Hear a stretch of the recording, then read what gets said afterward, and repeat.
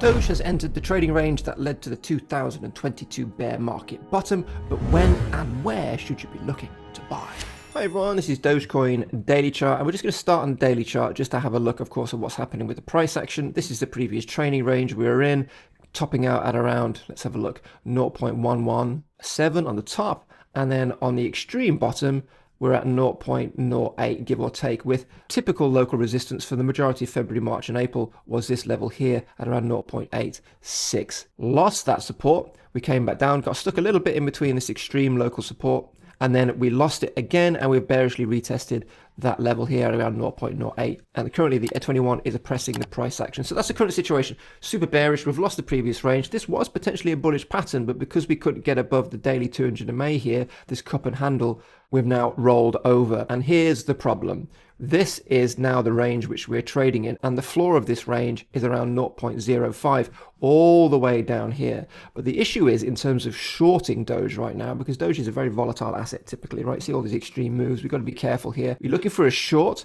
Realistically, there's not that many options which I would say are manageable, because we get back above here, we're breaking above local resistance, and then we're tapping this level again here. There's an order block there for sure, but you'll see a lot of people are cautious, and they have this red order block over here as a potential short entry point for Doge because it is volatile, and then we could see a very extreme move back up to here if the market turns. And again, if we just look at the sort of moves which Doge typically can do, this is super muted compared to what it is typically capable of, and therefore we just have to be careful of any move to a more bullish or bearish narrative which could be on the extreme. So I don't think we've got a very easy short positioning here. So this is our obvious level here at 0.09, this area in this order block.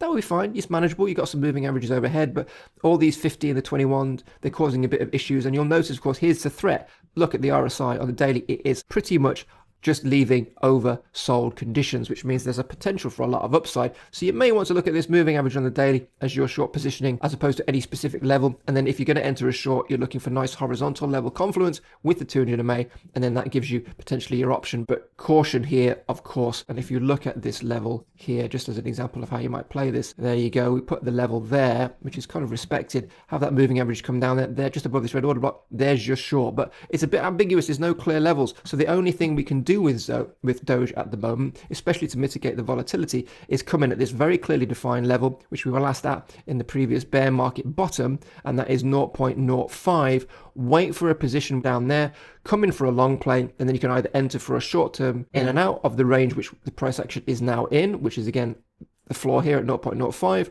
the local resistance overhead at 0.08. This is the range which we're in. But as we've said, it's ambiguous on the top here. This is ambiguous. This is very difficult to trade on the top, but we have a much more clearly defined bottom, meaning that for Doge, the only play right now is to mitigate risk, despite some short opportunities no doubt coming, is to wait for a move back down to 0.05 and then start to enter some modest long positions. And only if we see clearly defined confluence across multiple time frames on the resistance side, because it's a bit ambiguous at the moment, all these different levels, do we take a short? Or alternatively, if you are waiting for a long at higher levels, then if you do see, of course, Doge recover and come back up and break above the 200 MA, then you can start looking at this area for a long. But until we get above the 200 MA, you want to be looking at 0.05 as the only viable long entry for Doge going forward. But that's the number one main point.